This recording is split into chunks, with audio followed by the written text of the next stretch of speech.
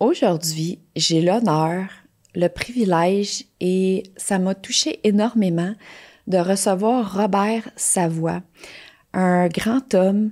C'est un coach, conférencier, auteur, mais à mes yeux, et vous allez l'entendre, mon explication à travers le podcast, c'est un homme extraordinaire, mais quand je dis un grand homme, il a pardonné l'impardonnable, il a pardonné les tueurs, assassins de son père, et ce n'est que peu dire de ce qu'il a vécu. Je l'ai découvert à travers le podcast puisque je ne connaissais pas Robert. Et je vous encourage fortement à écouter et à partager l'épisode puisqu'il est fort inspirant, Robert, de par son parcours, de tout ce qu'il a vécu, son cheminement pour arriver à où il est aujourd'hui. Il a vécu des agressions sexuelles jeunes, dès l'âge de 7 ans. Il y a son papa qui a été tué et j'en passe des situations traumatisantes. Il a connu la violence. Il a parlé aussi un peu qu'il a consommé. Il a touché à beaucoup de choses pour par la suite se permettre son parcours, son propre cheminement personnel qui l'a amené à aujourd'hui, à ce qu'il partage dans ses conférences, entre autres, se choisir, être soi dans notre authenticité, se permettre d'être soi, d'être bien, de pardonner ce qui se passe et de reprendre le pouvoir de ce qu'on vit, de ce qui se passe dans notre vie pour pouvoir être bien. Je m'arrête là et je vous encourage plutôt à écouter le podcast et à vous faire votre propre idée. Sur ce, je vous souhaite une bonne écoute.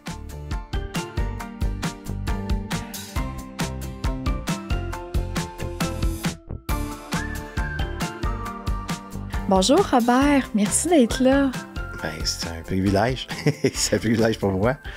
Je trouve ça tellement drôle que tu dis ça parce que moi, je me sens vraiment honorée que tu sois là. Ça me touche énormément. Hein? Oui, j'arrête pas de te le dire depuis tantôt. Mais non, c'est correct, ça me sent tellement important. Merci, cette importance-là.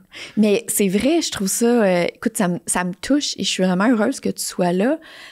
Sans connaître qui t'es exactement, ton parcours, parce que je vais le découvrir à travers le podcast. Je voulais pas aller lire sur toi. Ben, c'est ça qui m'impressionne. T'as pas lu. Non. T'as pas été voir ce que je fais. Tu n'as entendu parler avec Marie-Josée Blanchard, qui est l'éditrice des éditions Performance. Oui.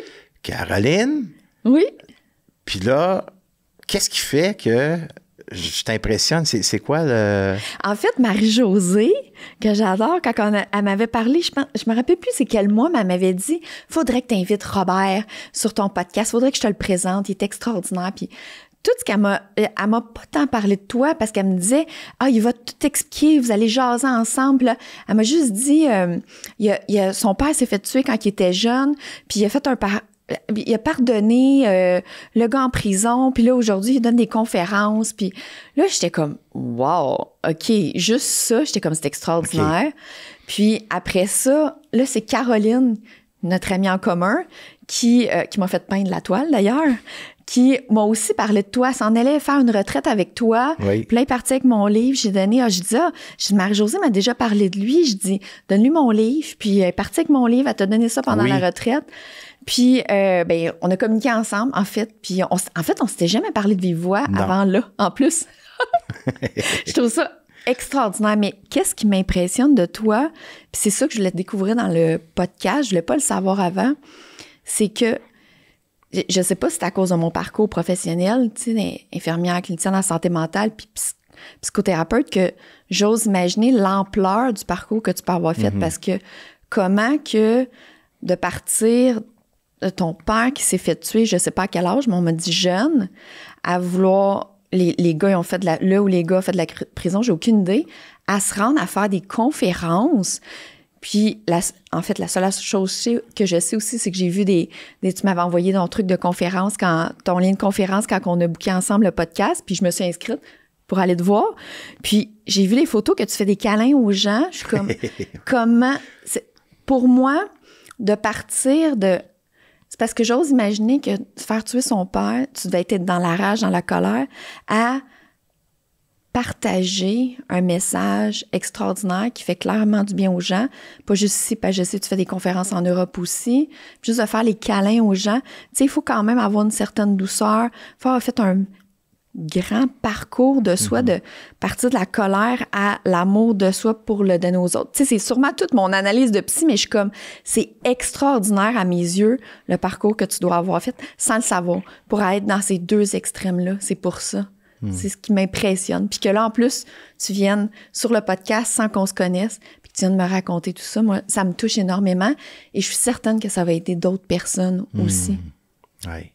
Ben, merci. Écoute, je suis choyé, privilégié de vivre ça puis d'être capable de partager une parcelle de ma vie, où est-ce que j'en suis aujourd'hui et ce que je fais. Écoute, je suis bien entendu, tu sais. Oui. Puis à chaque fois que je fais une conférence, je commence une conférence, là, je dis, OK, j'arrive pas loin de 4000 conférences, tu sais, puis Wow. je m'arrête tout le temps, là, Mélanie, puis je prends le temps de regarder les gens et de dire, je veux tellement pas prendre ça pour acquis. Je veux tellement pas prendre ça pour acquis, ce choix-là que j'ai fait, d'être ici devant vous, d'être entendu, de pouvoir exister, de vous relater une partie de mon parcours, comment j'arrive à mieux me choisir aujourd'hui. C'est un grand privilège. Puis c'est la même chose pour les podcasts, tu sais. Il y a des gens qui vont m'entendre, là. Puis ça se peut qu'il y ait certaines personnes qui disent, c'est qui ça, ce malade-là? C'est qui ça, ce malade-là? Puis de dire... J'entends des gens dire, je serais jamais capable de faire le chemin que tu as fait. Puis après qu'on continue, puis on partage ce qui est là, dire, OK, wow, OK, il y a peut-être quelque chose que je pourrais appliquer ou mettre en place pour marcher un chemin peut-être de libération, tu sais. Fait que... Je suis convaincue, c'est pour ça que écoute, je sais pas combien de fois j'ai dit à notre amie en commun, Caroline, je suis tellement contente, j'ai tellement hâte, là, ça s'en vient.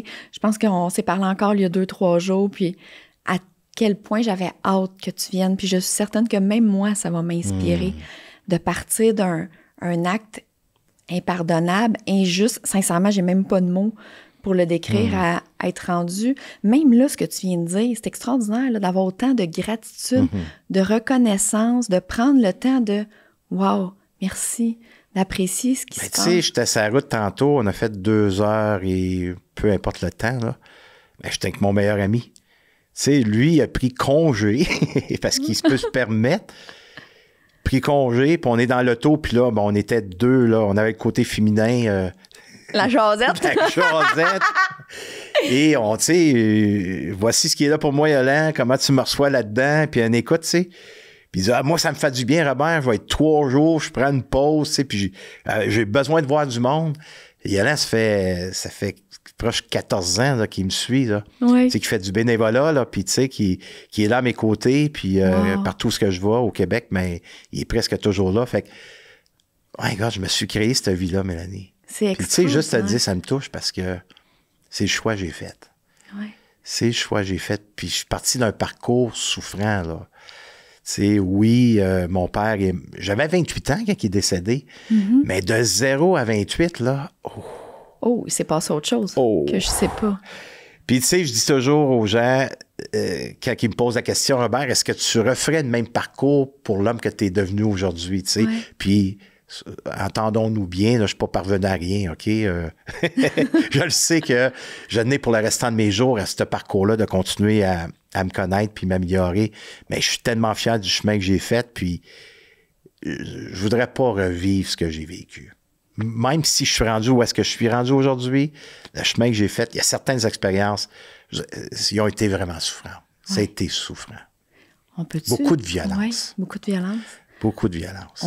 Tu me permets-tu qu'on commence plus jeune?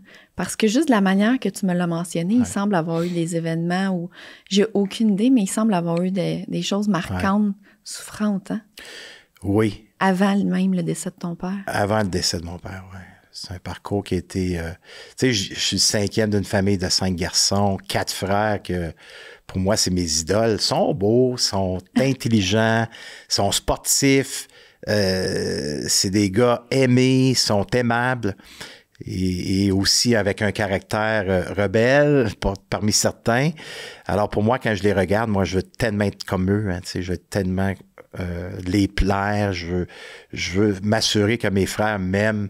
Fait que c'est certain que j'ai créé un fonctionnement de petit gars aimable parce que je dois dire la bonne parole, je dois faire le bon geste, tu sais, je dois répondre aux besoins parce que si je fais pas ça, je risque de manger un coup. Ah oui? Tu sais, je risque de manger un coup parce que beaucoup de violence. Physique ou psychologique? Physique, psychologique aussi, tu sais, avec des paroles écrasantes. Puis, fait que sans rentrer dans tous les détails, mais un père pour qu'on comprenne la situation, un père que sa mère est morte de lui. Parce qu'il pesait 14 livres. Lorsqu'il est né? À naissance, il est né en 1932 et à cette époque-là, il n'y a pas de césarienne. Fait qu'il pèse 14 livres. Pour les gens de l'Europe, c'est 6,5 livres. Oui. Puis là, regardez-moi pas puis dire, on comprend, Robert, pourquoi non? Ça n'a pas rapport. Mais il pesait 14 livres, fait que sa mère est morte de lui. Fait que lui, il est venu placer une blessure de rejet et d'exclusion. Et son père l'a abandonné. Alors, donc, à la naissance, de perdre sa mère, lui, en naissant, ça a dû être affreux. Plus le papa qui n'était pas content de ça. Il l'a abandonné. Le père l'a littéralement abandonné? Oui. Oui. Mon père, il n'a jamais... Tu sais, j'ai su ça les années plus tard, qu'il n'a jamais appelé son père papa. Fait qu'il le revoyait de temps en temps, mais il a vécu dans les familles d'accueil, puis l'abus, un homme-lé. Fait que quand il nous a eu, il a dit à ma mère... Mes enfants ne manqueront jamais de rien. T'sais. C'est vrai, côté matériel, tout ça, on a été gâtés, mais côté écoute, de pouvoir exister avec ce qu'on vivait, fait qu'il y avait beaucoup de silence, acheter la paix, fonctionnement dysfonctionnel. Alors tout ça, c'était très souffrant. Très souffrant, fait que moi, dans mon espace vital, je veux m'assurer que je réponds aux besoins inconsciemment, là, je veux dire la bonne parole. Fallait que tu sois parfait. Oui, fait que j'étais dans le plaire. Fait que le temps que je plais, ben, on me respecte, on me frappe pas, on me dit pas de choses déplaisantes. Alors, je viens au monde avec un beau déficit d'attention, trouble à l'opposition, accompagné de la dyslexie. Ah oui. Alors, à 5 ans, je me suis brisé de poignet, gauche, je suis gaucher, on me force d'écrire à la main droite. Alors, j'écris à l'envers. Je pars de la droite à la gauche. Là, il me regarde, tu sais, j'ai 57 ans aujourd'hui. Fait que quand tu recules, là, 52 ans passés, il se pose des questions. Qu'est-ce qui se passe avec ce petit garçon? Ouais. Fait que là, ben, on m'a placé rapidement dans des classes de récupération, beaucoup aussi de jugement, beaucoup de violence des autres. Intimidation aussi à l'école? J'en ai vécu, mais en étant un petit garçon qui a énormément peur de la violence, que je deviens violent. Alors, à l'école, je suis considéré comme un des plus forts de l'école. Ah oui? Oui. En 4e année, là, qui était dans des classes de récupération qu'on appelle 4e année, là, il me restait encore 2 ans, puis déjà là, il me considérait comme le plus fort de l'école. Ça veut dire que tu t'étais battu? Oui.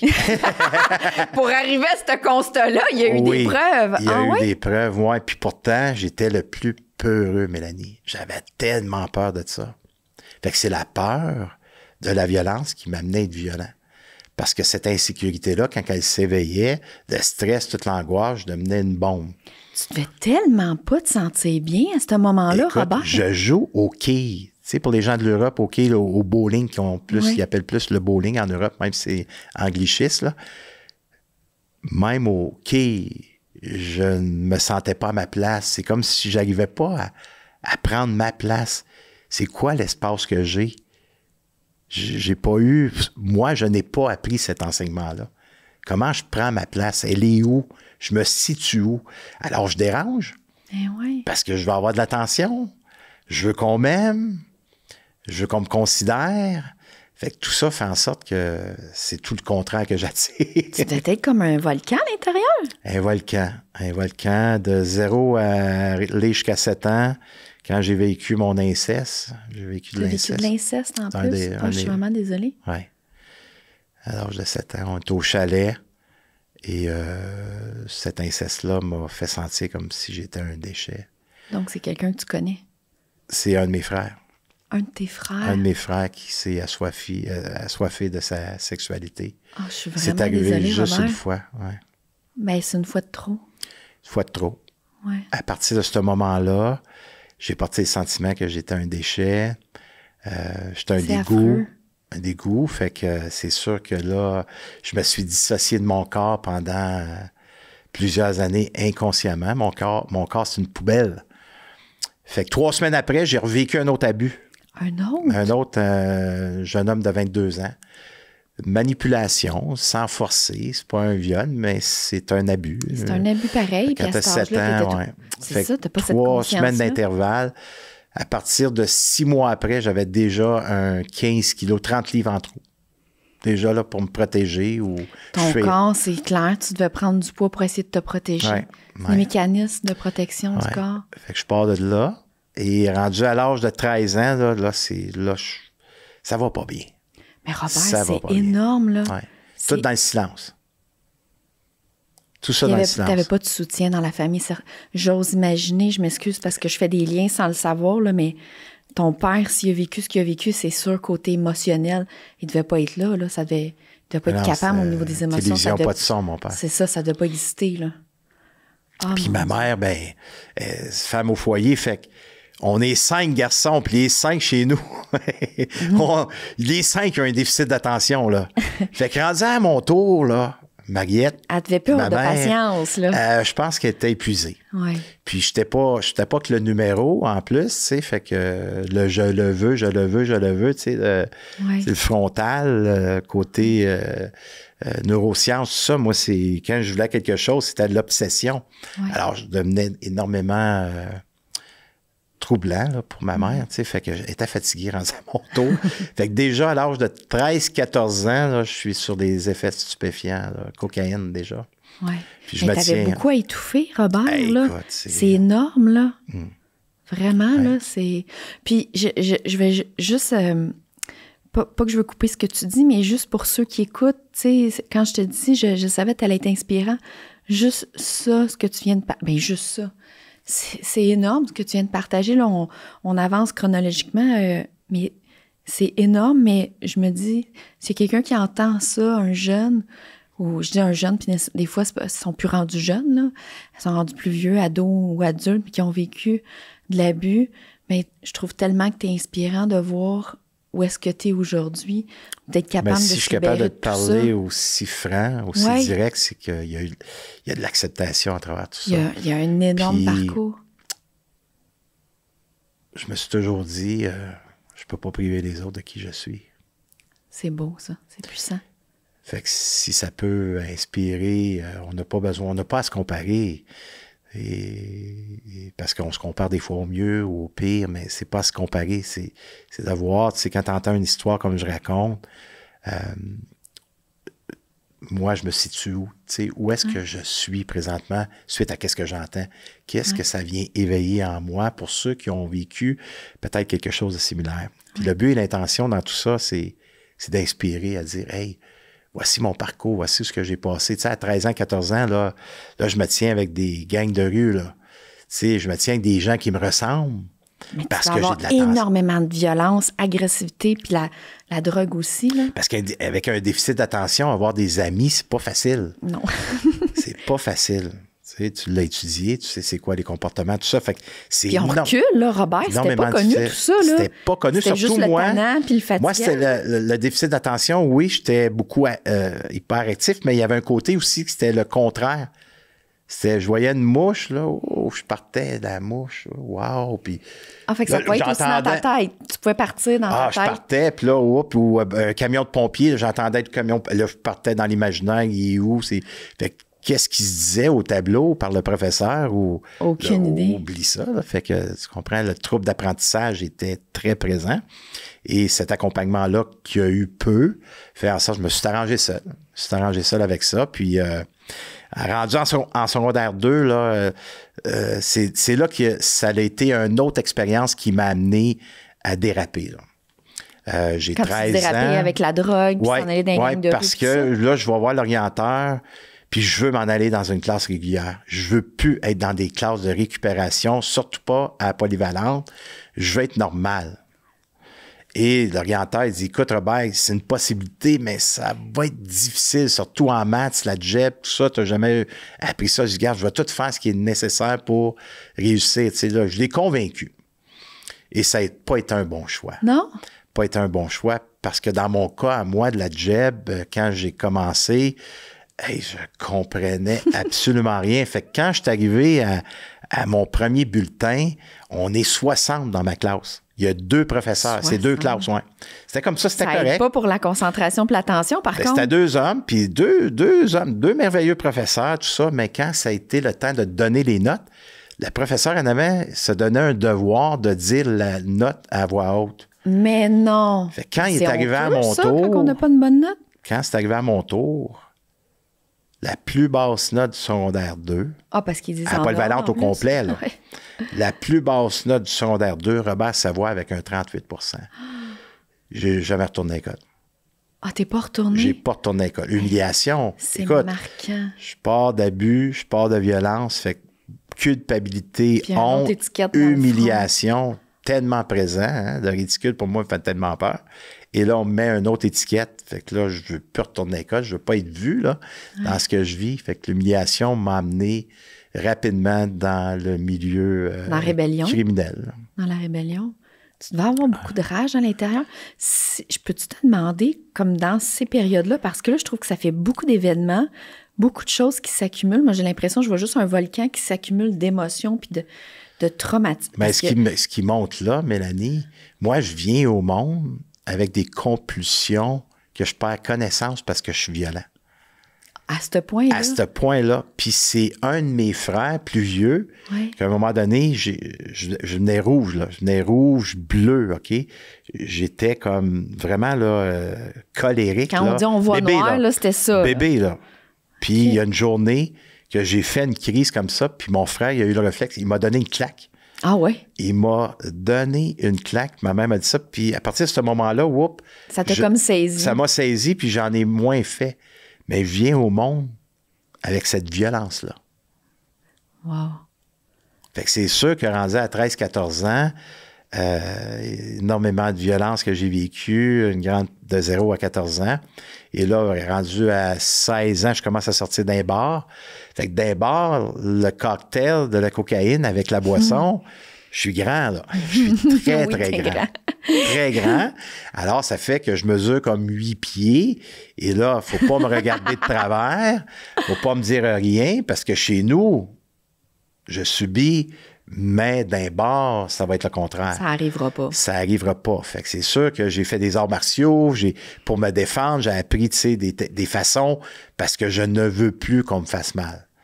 T'es allé apprendre les arts martiaux pour te défendre? Pour défendre. Hey, mais je me suis même dangereux, Robert. Je me suis même fait jeter en dehors de cette ce cours-là, qui était du karaté. C'était à Val-des-Monts dans le temps. Oui. Je faisais ce parcours-là.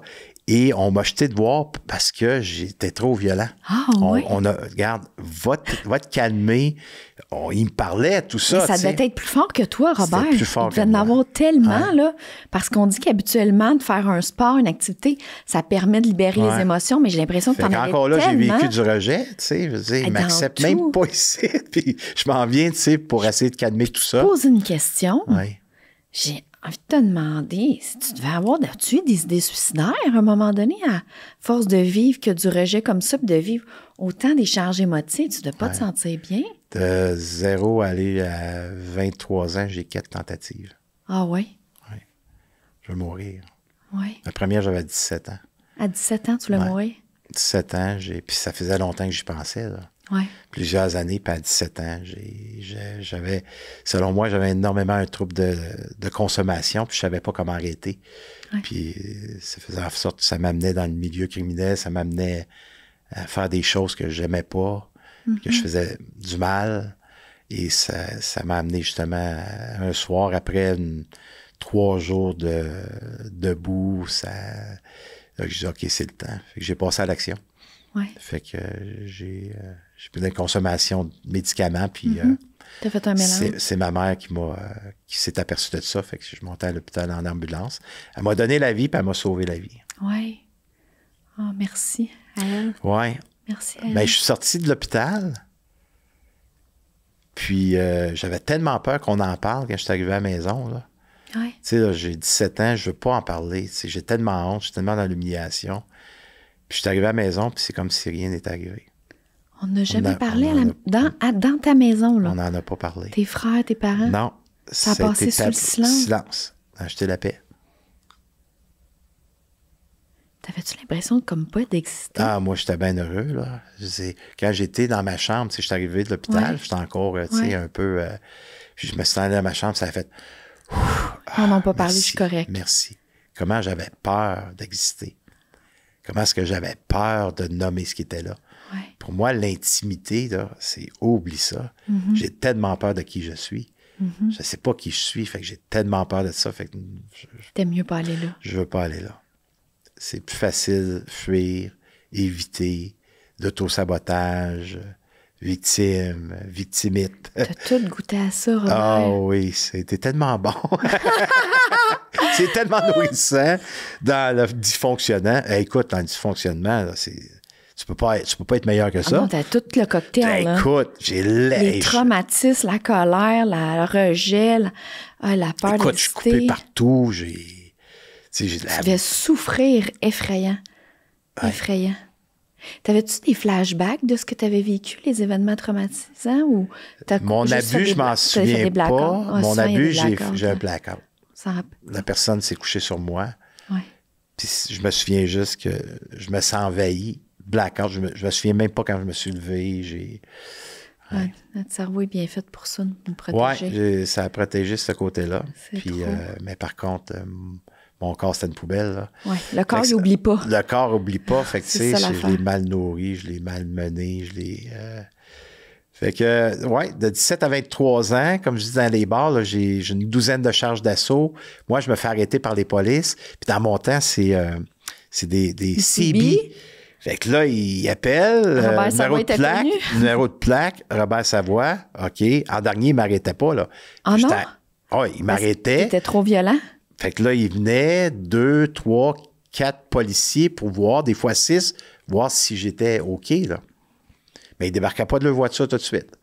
Puis là, il venait d'autres patrouilles, puis là, quand il voyait que j'étais correct, OK, là, il partait, les autres partaient, puis là, il me donnait ma contravention ou il me montait. Comment t'as commencé à te libérer de tout ça, toute cette violence-là? Pas juste cette violence. En fait, là, Robert, moi, je te vois pas du tout comme un homme violent. Pour moi, là, tout ça, c'est tous des symptômes de la souffrance que tu as vécue, des événements, de l'accumulation. Par où tu as commencé? Qu'est-ce qu'il y a dû avoir un élément déclencheur quelque part qui a fait que tu as commencé il n'y a pas un bar qui m'accepte dans l'Outaouais. Ouais. Toutes les bars, je suis barré partout parce que j'étais un troupe fête. Ouais. Et il y a un bar qui m'accepte parce que je suis potier. Ils m'ont engagé. Ils sont brillants, eux autres, ils ont dit on va l'engager, il va nous servir à la place. Cette place-là, ça s'appelait le Spectra à l'époque. Fait qu'on est habillés en tuxedo avec le bleu cravate. Oui, c'est une place quand même élégante, tout ça, qui contient comme 1200 personnes. Et j'ai travaillé là un bout. Et il y a une personne qui travaille là aussi. Elle travaille au vestiaire à ce moment-là. Puis cette dame-là, moi, j'ai 21 ans. Et elle m'a dit qu'elle m'aimait. Alors, tu le répéterais-tu encore, s'il te plaît? Fait que j'avais eu quelques petites copines ici et là, mais rien de sérieux. Puis elle, j'avais vraiment ressenti, là, OK, il y a quelque chose qui se passe. Il y a quelque chose de bon en dedans qui se passe. Il y a quelque chose de bon qui se passe. Fait que j'ai été 11 ans avec cette personne-là. C'est donc Fait que c'est là, à partir de là, parce qu'elle est tombée enceinte tout de suite. Ah oui? Tout de suite, oui. Elle est tombée enceinte. Puis un an après, tu sais, je m'en allais sur 23 ans. Là, j'ai eu ma fille, là. Et en ayant ma fille, mais c'est sûr l'amour qui t'a fait... Ouais. C'est l'amour, là. Ben, ça m'a aidé. Parce que j'ai été 6 mois environ après la naissance de ma fille. Tu sais, j'ai été 1 an et demi là, avec la mère de ma fille, que j'étais encore dans les bars, la consommation... Je cachais ces choses-là. Elle s'en est aperçue. Elle était pas au courant. Ben, elle s'en est aperçue après un certain temps. Elle voyait que... tu sais, mais je partais tout seul, là, tu sais. Moi, c'était pas question de m'en aller tricher ou quoi que ce soit. C'est juste que fuir. J'ai fui mon véhicule, là.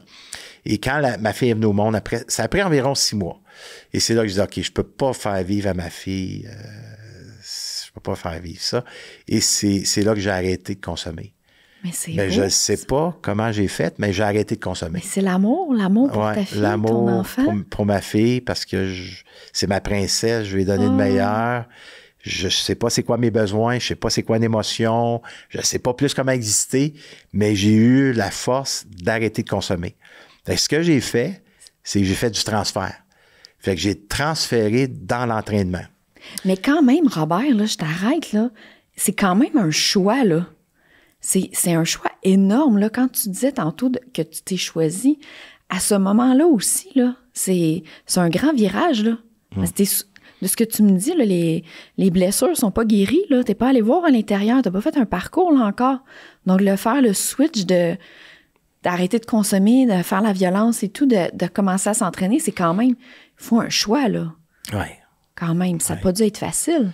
C'est pas été facile, mais l'entraînement m'a amené à... Tu sais, je recommençais à m'entraîner, tout ça, puis là, je m'entraînais 3h30, 4h par jour. OK. C'est Extrémiste. beaucoup, ouais. Oui, fait que là, je suis devenu un athlète. Là, je pesais 205 livres environ. J'étais dur comme un roc. Mon cœur battait à 52. J'aurais pu faire les Jeux olympiques. Parce qu'à cette époque-là, j'avais un travail que je partais à Montréal à 5h30. Puis de 9h à midi, ben j'étais dans le coin de Sainte-Catherine. Fait que j'allais m'entraîner 2 heures sur Sainte-Catherine. Parce qu'il fallait que j'attende pour une boîte qui était pour le gouvernement, une boîte d'enveloppe. Fait que j'attendais la boîte. Fait que pendant ces 2 heures-là, je m'entraînais. Je revenais à Gatineau, à 2h15 de route environ. Fait que 2h30, là, j'étais à Santé universelle à l'époque. À t'entraîner. À m'entraîner. Fait que je m'entraînais l'avant-midi puis l'après-midi. Fait que c'était un 4 heures là, d'entraînement, 4h30. Mais pour moi, à mes yeux, quand même, tu as quand même fait le choix de te choisir. Parce que tout n'était pas disparu. Là. La souffrance, tout ce que tu vivais est encore là. C'est encore là. Mais c'est l'amour de ta fille, c'est vraiment beau. Me faire le doigt d'honneur. Hein. Non! Hey, je te lave en toi sa machine, pardon. Ouais, puis, tiens pas de Gatineau, toi, tu le sais pas. C'est l'amour de ma hein? fille. Ouais, c'est l'amour de ma fille. Fait qui a donné cette... Puis là, à 27 ans environ, je commence à avoir des pertes de sang dans mes selles. Et là, j'étais voir le médecin à Montréal, parce que je travaillais à Montréal. Fait que des meilleurs spécialistes qui étaient Béliveau à l'époque, qui était à l'hôpital général. Ouais. Fait que j'ai rencontré son adjointe, qui était Dr Trudel, une madame extraordinaire, jeune médecin. Puis je suis arrivé là le vendredi avec mon frère, le copain à mon frère, puis le médecin dit... T'avais des problèmes de santé? Oui, elle dit, on te garde, on te laisse pas partir. Fait qu'on a passé des tests toute la fin de semaine, puis rendu au dimanche, ils m'ont donné un médicament qui donne à ceux qui ont des greffes. Comme ceux qui ont un foie. Fait qu'ils m'ont donné cette médication-là. Et là, ça a tout enlevé le mucus sur mes intestins. Et là, ils m'ont opéré d'urgence. Oh, fait qu'ils m'ont opéré dans la soirée. Sérieux? Ouais, j'ai appelé ma mère, je dis, écoute, là, j'avais arrivé à un accident de moto à 17 ans, tibia fracturé en miettes, en morceaux. Ils voulaient t'es donc bien arrivé des choses. Là, ils verront pas, mais regarde. Ben, ceux qui regardent la vidéo sur YouTube vont voir, ben, ça, c'est en moto? C'est en moto, ça. Fait que là, j'ai ça une te plaque fait de du mal? métal ici. Ben non, plus aujourd'hui. J'ai une plaque de métal.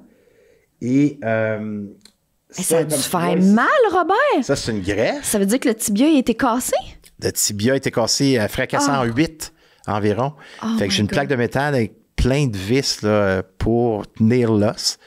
Puis ça a guéri. Dû faire mal. Ah oui, puis il manque à moitié du muscle, là, ici. Ah, fait que là, ils m'ont pris de la peau en haut de la cuisse, puis ils l'ont mis sur mon tibia. Là. Fait que quand ça me pique ici, il faut que je me gratte là. Non, c'est pas vrai. C'est pas vrai. En tout cas, fait que, ben oui, ça a été...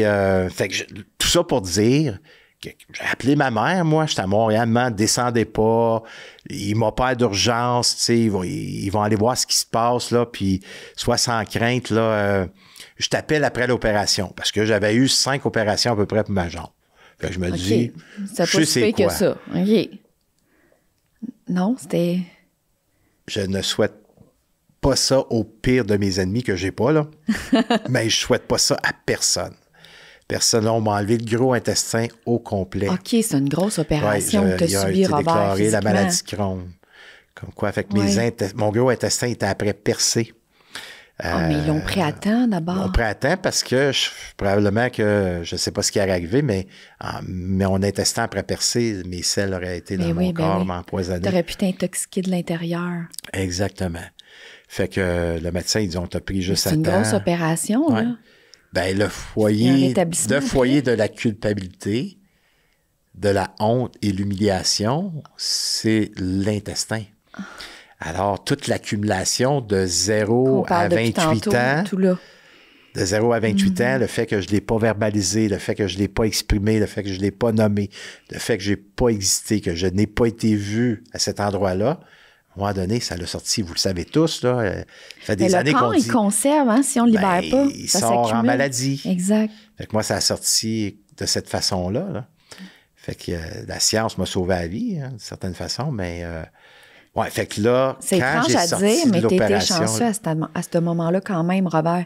C'est pas banal, là. T'aurais pu mourir, là, à ce moment-là. Je voulais mourir aussi, là, parce que c'est tellement souffrant, là. Ouais. Ouais. Écoute, ça a été une période de ma vie très difficile parce que là, j'ai réappris à marcher. Oui. J'ai réappris à marcher, j'avais plus de force. Ta fille était petite? Elle avait 5 ans. Là, elle avait 5 ans, là, j'ai 28. Là. OK. Ouais, je retourne chez mes parents.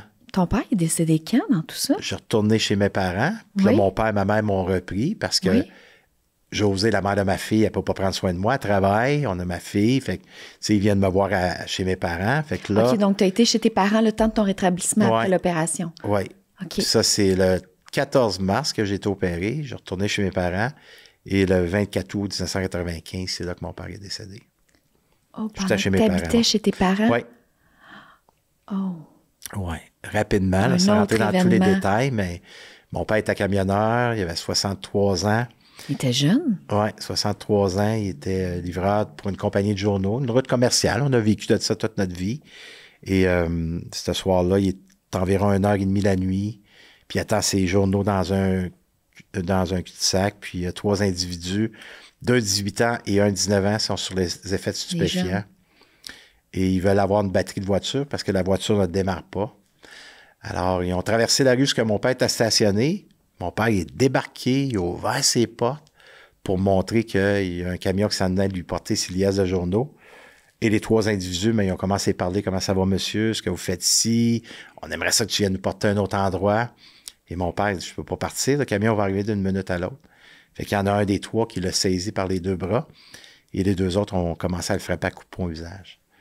Et ce qui est arrivé, bien, il a tombé couché au sol sur le dos. Puis en tombant couché au sol sur le dos, bien, ils l'ont tabassé à coups de pied, à coups de talon au visage. Jusqu'à la mort? Il est mort à coups de poing puis à coups de pied? 40 euros. 40 euros? Oui. C'est affreux. Je suis sans mots. Je crois pas que j'ai des mots pour ça. C'est rempli d'injustice, de... J'ai pas de mots. J'ai pas de mots, Robert. Oui. Puis, le camion est arrivé, ils ont vu mon père au sol, ils sont partis avec son camion, les 3 individus. Ils ont appelé 911. Il a appelé mon frère parce que mon frère, un des plus vieux, travaillait avec mon frère, avec mon père. Fait qu'il est arrivé sur place. Les policiers ont dit à mon frère, écoute, va pas proche de ton père. Garde un bon souvenir. Ça devait pas être beau à voir, sincèrement. Ouais, puis je parlais justement avec le détective là, quelques mois passés, après 30 ans de l'événement. Oui? Ouais. Pourquoi? Parce qu'on est après créer un documentaire. J'ai une équipe du Québec sont venus faire justement un documentaire. Ils sont venus avec moi en Europe pendant 50 jours. On a créé ce documentaire-là. On a rencontré Marc Pinault, le détective de la scène du crime. Ça faisait 29 ans, proche 30 ans que je ne l'avais pas revu. Il a accepté de faire une interview. Incroyable. Jamie Scott, de la justice réparatrice, parce qu'avec le cheminement que j'ai fait, j'étais arrivé à... Ça m'a pris 5 ans. Mais Robert, on pense tellement rapidement sur ce que tu as vécu. À chaque chose que tu me dis, c'est des événements traumatisants. Puis là, c'est pas juste le décès de ton père, c'est la façon dont ça a été fait. C'est littéralement, c'est un crime, c'est une injustice, c'est complètement... On n'a tué même pas un animal comme ils ont tué mon père. Ben, même pas. On fait pas souffrir personne comme ça, là. Ça doit être affreux, puis tu me racontes tout ça. Tu sais ce qui s'est passé en plus. Tu sais, Mélanie, tu sais, si on y va, je suis décousu peut-être un peu non, pour les gens qui écoutent. Non, pas du tout. C'est très clair. OK, parlons des vraies affaires, là. Oui. Arrêtons-nous, là. Ma mère, ma grand-mère, la mère de mon père, là, que j'ai pas connue, là. Pour mon père, là, il l'a tué. Tu comprends? Il vient au monde, son premier souffle de vie, là, il a tué sa mère. Là. Son père l'abandonne. Là. Fait que mon père qui n'a pas pris soin de cette violence-là que lui-même a vécue, là, pour lui, il a tué sa mère. Là. C'est injuste. Là. Tu comprends? C'est du rejet, c'est de l'exclusion. Sa souffrance à lui devait être énorme. C'est ça. Mon père, lui, là, il n'en a pas pris soin. Il n'a pas su comment. Mais Okay? ça se faisait pas dans le temps, Robert. Ça n'existait pas. Aller voir un psy, hein? Ça n'existait pas. Fou, là, même encore fou, aujourd'hui, il y a des gens qui ont de la difficulté avec ça encore. Alors, cette violence-là non pris soin, qui nous a comme transmis, c'est un héritage que j'ai reçu, là, si on l'appelle un héritage. Là. J'ai reçu cette affectivité-là de violence. Là. Et le 24 août 1995, là, je sais que je vais déclencher probablement des gens, là, mais mon père l'a attiré, sa mort. Aujourd'hui, je suis prêt à dire, avec le long cheminement que j'ai fait, avec toutes les thérapies, tous les ateliers, toutes les études que j'ai fait aussi par la suite, mais aujourd'hui, quand je prends de la hauteur, du recul, de tout ça, mon père a attiré sa mort suite à l'énergie qu'il dégageait. C'était juste ça chez moi. C'était juste la violence, c'était juste mon père détestait les policiers. C'est pour ça que j'ai 12 charges d'assaut. Mon père, il arrive un soir chez moi à l'âge de 7 ans. 7 ans, ça a été une période beaucoup de traumatisme. C'est passé beaucoup de choses à tes 7 ans. Puis quand je vois mon père entrer dans la maison, il est plein de sang au visage, il y a des selles dans ses pantalons parce que les policiers dans ma région, ils l'ont battu. Quand tu as 7 ans, puis tu vois ton père que tu aimes, peu importe comment ce qu'il était mon père, là, je l'aimais, là. Oui, mon père, c'était ma sécurité, tu comprends? C'était mon affectivité, c'était mon... C'est inconditionnel, l'amour avec nos pères. Quand je vois ça, moi, à partir de ce moment-là, les policiers, là, tu dois les haïr. Ben, c'était l'uniforme. Je le vois dans tes yeux. À ce moment-là. À 17 ans, la première fois qu'on m'a arrêté, le policier m'a demandé, monsieur, il faudrait que tu sortes de ta voiture, puis quoi? Ta minute, là. Si je sors d'ici, t'es sérieux? Puis quand j'ai sorti, là, à 17 ans, là, j'ai tout enlevé son linge qu'il avait sur le dos. Il restait juste ses pantalons. Wow. Parce que moi, j'ai peur.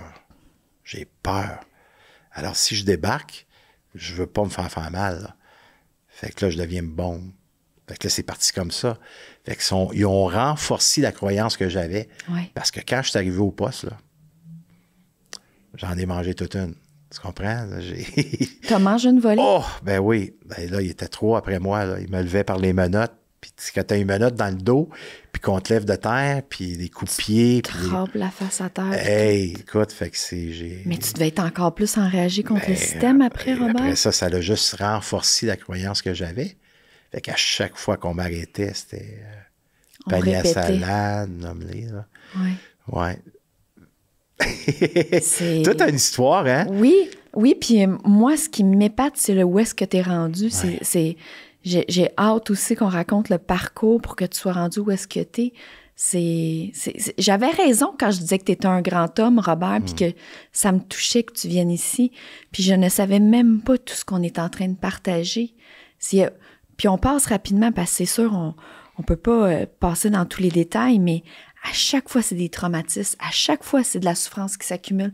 Chaque fois, moi, je te vois à cette époque-là, j'ose imaginer, c'est comme une bombe à retardement. Là. Fait juste frôler, puis ça saute. Là. Mais en dessous de ça, c'est toi qui es pas bien, qui ne devais pas être heureux, ça devait te faire tellement mal. Énormément souffrant. Puis tu deviens confortable dans cette souffrance-là. Tu penses que c'est ça, la vie. Là. Tu penses que c'est ça. Puis... Bien, d'où pourquoi tu voulais en finir, j'imagine, à un moment donné. Ben oui, puis de vouloir en finir, c'est de vouloir arrêter de souffrir. Arrêter de souffrir. Je pense que c'était des pulsions de mort plus que je voulais mourir. Ouais. Mais les pulsions de mort m'ont amené à des actes. Je voulais m'enlever la vie, tu sais. Puis je suis vraiment béni parce que, tu sais, j'ai pris très jeune, je prenais du Coumadin. Tu sais, Coumadin, parce chez nous, on est 4 que... Un problème de sang, on a le sang épais. Fait que le Coumadin, c'est pour éclaircir le sang. Sauf que, si je peux ajouter, en tant qu'infirmière à la base, ça fait que si tu as une coupure ou une blessure, ça va saigner plus, là. C'est ça. Exactement. Là, quand tu te battais, c'est pas bon? C'est pas bon. Puis en plus, une de mes tentatives J'ai pris comme... Moi, je prenais... Puis si tu connais ça, tu vas voir, tu vas pouvoir confirmer. Je prenais entre 11 et 13 milligrammes de Coumadin. Ah oui? Mais c'est beaucoup. C'est énorme. Wow. OK? C'est énorme. Tu ne devais pas cicatriser rapidement, c'est sûr, là, avant que ça commence à... Ça coulait juste me comme toucher, l'eau, c'est sûr. Bleu. Oui. Et j'ai pris plus de 60 pilules de 10 milligrammes. Et quand je suis arrivé à l'hôpital, là, c'était trop tard. Ils m'ont fait un lavage, tout ça, mais c'était déjà dilué dans mon foie, un omelé. Et quand j'ai pris ma prise de sang, mon sang était normal. Le médecin me croyait pas. Ça n'a aucun sens. Aucun sens. Le médecin me dit... Scientifiquement, ça fait pas de sens, Robert. Ça fait pas de sens. C'est impossible que tu n'aies pas fait une hémorragie interne.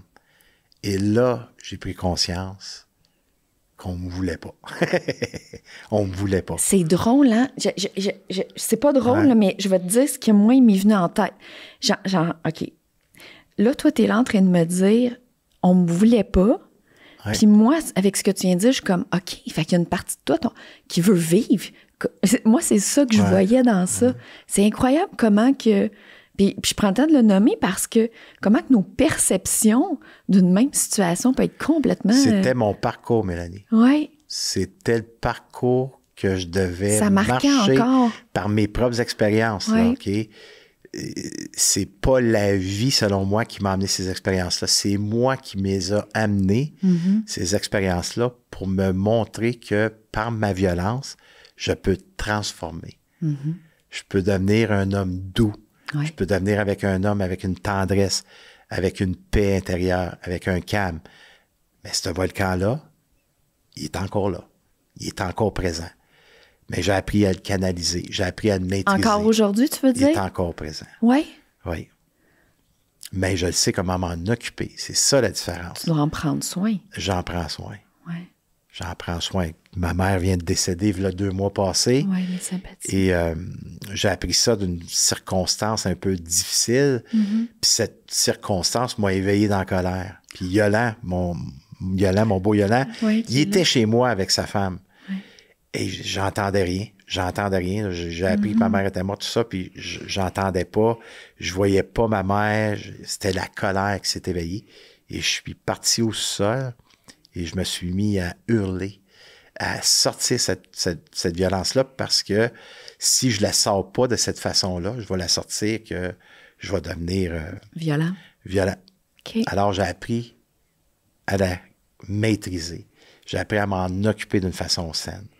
Ça arrive pas souvent, mais quand ça arrive, je dois m'enlever du chemin puis m'occuper de ce qui se passe en soi. Mais c'est quand même intense, là, encore, là, au niveau de ce qui est arrivé sur le décès de ta mère. C'est quelque chose, là. Oui, la façon que ça s'est... La façon que je l'ai su. Ouais. Encore une injustice. Oui. Ouais. Fait que toute cette violence-là, puis c'est la violence qui m'a amené à être qui je suis. Et comment là, on a parlé de ta fille qui est née. T'as eu ton amoureuse, ta fille. Puis là, t'es allé dans le gym. Mais là, ton père est décédé. Tu t'es fait opérer. Ton père est décédé. Là, tu me reprends si je me trompe dans toute la chronologie. Mais qu'est-ce qui s'est passé entre tous ces moments-là puis aujourd'hui? Là? Puis j'ose imaginer, quand que ton père, avec ce qui est arrivé, tu devais pas être content à ce moment-là, là. Ah ben non, là, c'est moi qui ai eu travaillé à mon père. Parce que mon père... tu as pris la relève de ton père? J'ai pris la relève de mon père, de son parcours. Mais je parle pas juste de ça, là. Mettons, toi, là, à ce moment-là, la colère a dû ressortir aussi. Ah, moi, c'est... Tu devais vouloir les tuer, ces gars-là? Quand j'ai su ça à 5 heures le matin, là. J'ai senti une main sur mon pied. J'étais couché dans la chambre de mes parents. Et quand je me suis tourné de bord, c'est mes 2 frères, des plus vieux, qui sont en sanglots. Mario, qui était revenu à la maison familiale avec mon frère Pierre. Et mon frère Pierre, il m'a réveillé. Puis, papa, il est mort. Et quand je me suis tourné, qu'est-ce que c'est, papa, il est mort? Et là, mon frère, il m'a dit, il s'est fait tuer. Fait que cette phrase-là m'a déclenché dans mon volcan. Fait que, tu sais, de 0 à 28 ans, j'avais appris à refouler, castrer toute cette violence-là, puis la reproduire aussi avec mes poings, là, d'une certaine façon, ou contre moi. Hein, c'était beaucoup contre moi aussi. Et ce matin-là... Là, est-ce que tu te faisais violence? Parce que là, tu dis contre toi. Oui. Oui? Oui. Énormément. Ah oui, j'étais mon pire ennemi, là. Ah oui, je le vois dans tes yeux quand tu es là, puis tu me dis, oui. Ouais. C'était mon pire détracteur, oui. Beaucoup de violence. Tu étais dur envers toi-même aussi. Très, très dur. Moi, quand ça va pas bien, c'est moi le fautif. C'est moi qui n'ai pas correct. C'est moi qui n'ai pas fait la bonne chose à cette époque-là, tu sais. Tu n'étais pas parfait, là. Non. Fait que c'était toujours contre moi, je remettais ça. Puis là, tu fais ça pour ceux qui ne voient pas la vidéo sur YouTube, là, ceux qui écoutent, mais tu t'as fait avec ton poing vers toi. Tu te frappais dessus? Oui. Oui? Oui. Je faisais violence. Oui. Comment, Robert, t'as pu arriver à apaiser tout ça? De partir de si loin que ça?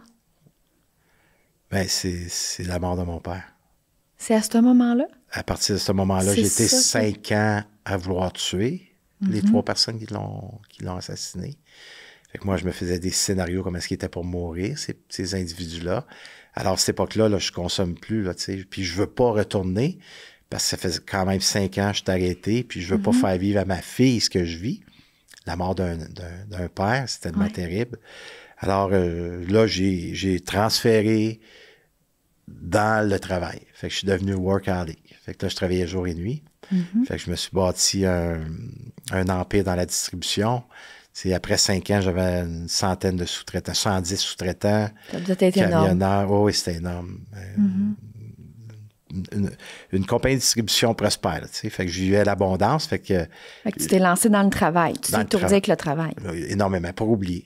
Pour oublier, parce que si tu avais du temps pour penser, j'imagine que ça devait être affreux dans ta tête. C'était l'enfer. Ça devait être... Parce que la première pensée qui vient, c'est je vois mon père sur la civière. Tu l'as vu? Ben oui, j'ai été l'identifier. Parce que tantôt, tu as dit que les policiers ont dit à tes frères de ne pas aller regarder, mais toi, tu as vu? Quand Marc Pinault est arrivé, ce matin-là, après ça, il nous a demandé d'aller identifier notre père. Fait que quand il est arrivé, il l'avait lavé, tout ça, enlevé le sang, mais ses 2 yeux, là, étaient noirs comme un chat sauvage, là. Toutes les lèvres craquées, plus de dents dans la bouche. Puis tout son côté droit du crâne écrasé à force d'avoir mangé des coups de pied. Fait que ça, c'est l'image que moi j'ai, puis j'ai mettre ça là, dans ma construction mentale. Et ils ont fait l'arrestation des 31 heures après, ils ont fait l'arrestation des 3 meurtriers. Tu sais, je vous épargne des détails, mais c'est là qu'il y a un des 3 qui a tout dévoilé ce qui s'était passé. C'est pour ça que les détails, tantôt. C'est pour ça, tantôt, tu disais qui a dit quoi. Okay. Exactement. Puis lui, il a nommé les dernières paroles que mon père criait. Tu sais, lâchez moi. Qu'est-ce que j'ai fait? Pourquoi vous faites ça? Là, tu dois avoir ça qui tourne dans la tête, Robert. J'étais enragé, j'étais assis, je voulais juste me lever puis sauter par-dessus les vitres qui étaient là, l'épaisseur de je suis sûre que tu te voyais les casser. Ah, écoute, je voulais lui crever les yeux, c'est de la rage. Je tremblais comme une feuille assis sur la chaise. C'est mes frères qui m'ont calmé. Et fait que j'ai pris ce témoignage-là, moi, je suis venu mettre ça dans mes 60 000 pensées. Alors, quand j'ai du repos, là... C'est pas reposant si t'as de l'espace dans ta tête, toi. Première pensée qui vient, je vois mon père s'assuyer. J'ai plus de bons souvenirs, c'est la première pensée qui vient. C'est-tu encore comme ça, Robert? Non, aujourd'hui, non. OK. Mais à cette époque-là, quand même... À cette époque-là, pendant 5 ans, c'est que ça. C'est sûr, tu voulais pas avoir un espace. Le fait que je m'en occupe pas, hein, tu sais qu'en neurosciences, il explique très bien, là, si tu prends une pensée, tu t'en occupes pas, tu crées un chemin neuronal. Là. Ah oui. Fait que moi, cette pensée-là, témoignage, après ça, mon pouvoir imaginaire prenait place. Fait que c'est là que j'ai commencé à me créer des scénarios. Comment il était pour mourir? Et je peux te garantir que j'aurais gagné des films les plus épeurants, là. C'est énorme, tout ce que tu as vécu et tout ce qui se passait. Puis de vivre ton quotidien comme ça, à jeun. J'étais dans un mode survie. Oui, c'est vers là j'allais te demander. Automatique, c'était ça. C'était ça pendant plusieurs années. Inconsciemment, j'étais confortable. C'est ce que je connaissais. Mais oui, c'était ton connu, c'est ce que tu as appris. C'est ce que je te connaissais. C'était ça, toujours. la vie pour moi, là. C'est toujours là-dedans, toujours dans cette violence-là, toujours... ne pouvait pas me regarder de travers, ne pouvait pas me couper, on pouvait pas... Tu sais, j'étais un danger public. J'étais un danger public, Oui, puis moi, tout ce que je vois, je suis comme, ça devait être tellement souffrant de porter ça au quotidien à un point que tu devais t'étourdir pour pas avoir un espace pour écouter tes pensées. Sinon, ça partait dans des côtés violents. J'étais un détracteur, moi, c'est ça. Mes pensées, c'était tellement... C'était détracteur, c'était malsain, c'était toujours contre moi. Tu sais, je me détestais, j'ai un discours intérieur très détracteur à mon égard. Fait que, j'ai-tu bâti une façon de plaire? Moi, je dois... Fait que, tu sais, l'extrémisme... Juste ça devait être exigeant. Là. C'était souffrant inconsciemment. Là. J'étais toujours, tu sais... Je veux tellement qu'on m'aime, puis je sais pas comment. Je sais pas comment me faire aimer, même pas moi-même. Tu sais, j'aime pas qui je suis. Fait que, tu sais, c'est... Qu'est-ce qui a commencé C'est après 5 ans, là, après 5 ans, il y a un soir que la mère de ma fille... Après 5 ans de la mort de ton père? Oui, après 5 ans, là, la mère de ma fille, elle travaille pas, tu sais, parce qu'on a les moyens, tout ça, elle s'occupe de toutes les choses, puis il y a un soir qu'elle dit « OK, j'en peux plus, t'es pas l'homme que j'ai rencontré », puis elle décide de me quitter, là. Fait que ça a été la croisée des chemins. Ça a pris cette expérience-là pour dire « OK, là, tu dois te prendre en main. » OK. Fait que c'est cette expérience-là qui m'a sauvé. Mais tu as fait ce choix-là, Robert, parce que tu aurais pu faire un autre choix à ce moment-là. Ah, j'aurais pu faire un autre choix. Elle est partie. Là, couple de jours après, je commence à prendre des prises de conscience. Je suis dans ma belle grosse maison. Vide, parce que dans le sens que je suis seul, c'est de toute beauté. Puis là, je prends conscience que je ne suis pas capable de ressentir l'abondance que je me fais vivre, tu sais. Tout ce bien matériel-là, je travaille pareil, là, peu importe ce que je vis, là, mais je suis pas capable de ressentir tout ce que je m'offre. Puis là, je prends conscience là, que c'est moi qui ai fait ce choix-là. Dans le peu de connaissances que j'ai, j'en prends conscience. Ça, je trouve ça épatant. Puis en plus, je suis seul à vivre ça, dans le sens que j'ai tout ce matériel-là, mais je suis le seul. Je suis seul à vivre ça. J'ai pas personne pour le partager. Pour le partager, mais là, tu vois, Robin. Je l'adore. Oui, c'est pour ça que je m'en allais dire. On en a parlé juste avant qu'on commence. Robin Roy. On lui dit bonjour, d'ailleurs, qu'on l'adore tous les deux. Robert, ce que j'allais dire, c'est ça, je trouve ça épatant. C'est clairement une force que tu dois avoir parce que sans aucune thérapie, sans aucun rien, à ce moment-là, avec tout le parcours de vie que tu as, de prendre conscience. Parce que prendre conscience de quelque chose quand on est pris dans... C'est dur, là, parce que tout ce qu'on fait, souvent, on fait beaucoup de choses par automatisme, ou nos mécanismes de défense, ou on répète les mêmes choses. Puis là, toi, de réaliser ça, je trouve que c'est une grande prise de conscience. Donc, tu dois avoir quand même une grande capacité à t'observer et à te questionner. Ouais, inconsciemment, à l'époque. À ce moment-là. Ouais. Mais je veux dire, c'est clairement quelque chose que tu as en toi, là. Oui. Puis ça a pris cette expérience-là pour dire, OK, là, c'est assez. C'est là, c'est vraiment... C'est là, à partir de là, que j'ai commencé à cheminer. Puis au début de ces premiers cheminements, sans rentrer dans les détails, mais c'était de l'observation, comme tu dis, c'était d'aller en intimité avec son parcours, sans retourner dans le passé, mais dans le présent, qu'est-ce qui est là, de commencer à verbaliser, à exprimer pour les premières fois. Pour moi, là, j'avais-tu peur d'exprimer ça à un intervenant, à un thérapeute, un coach?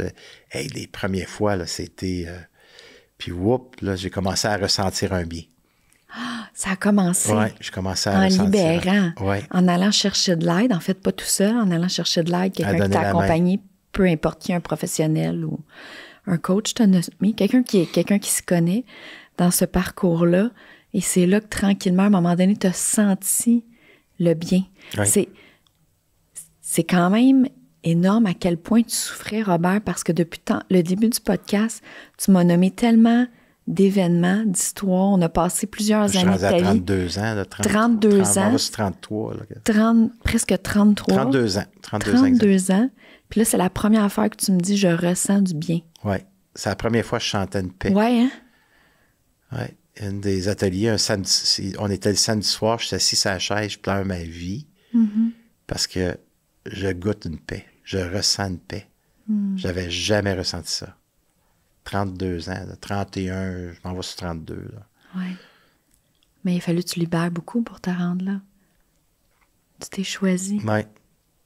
Fait que ça a été le début d'un long cheminement jusqu'à aujourd'hui. Oui, puis tu es très inspirant, puis c'est beau où est-ce que tu es rendu aujourd'hui, puis c'est vers là qu'on s'en va. Mais je pense que c'est important aussi de nommer pour ceux qui écoutent que oui, c'est faisable, mais c'est sûr qu'il y a une partie, même en allant chercher de l'aide, c'est sûr qu'il y a une partie difficile, la partie libération, le début du parcours, ça peut être souffrant, puis mais dans le fonctionnement, oui, puis tu sais, dans ce fonctionnement-là, on doit prendre conscience que tout le basket, j'appelle ça le basket rouge, la construction mentale, là, oui. Cette construction mentale est très forte, là. Oui. On y croit, dans l'inconscient, je dis toujours que dans l'inconscient, pour ceux qui sont visuels, c'est comme s'il y a une armée. Oui. Puis l'armée, elle envoie des soldats, là, elle envoie des soldats pour défendre, à ne pas ressentir, à continuer à castrer, refouler. Fait que là, quand tu t'observes, puis que la personne t'invite à nommer ce qui est là, hey, attends une minute, là, ça fait 30 ans là, que je me défends. Ça fait 30 ans, moi, que j'apprends à acheter la paix, faire comme si rien n'existait, avoir peur d'être en intimité avec soi, avoir peur du jugement et inconsciemment, avoir peur de manger un coup. Parce que quand tu es enfant, tel que ce que j'ai vécu, des fois, je la disais, la vérité. Puis il y avait des coups. Puis il y avait des coups qui venaient avec ça. Et ça, c'est d'autres croyances. Hey, imagine. Fait que si je disais la vérité, j'étais inconscient de ça. Mais c'est là pareil. Si je disais la vérité, il y a quelqu'un qui peut me frapper. Fait que tout ce fonctionnement-là, il est souffrant pour venir à bout de le nommer. J'imagine le débat intérieur, Robert. T'es là avec l'intervenant, faut le dire, mais en même temps, ça devait être un... Ça a pris des autorités saines.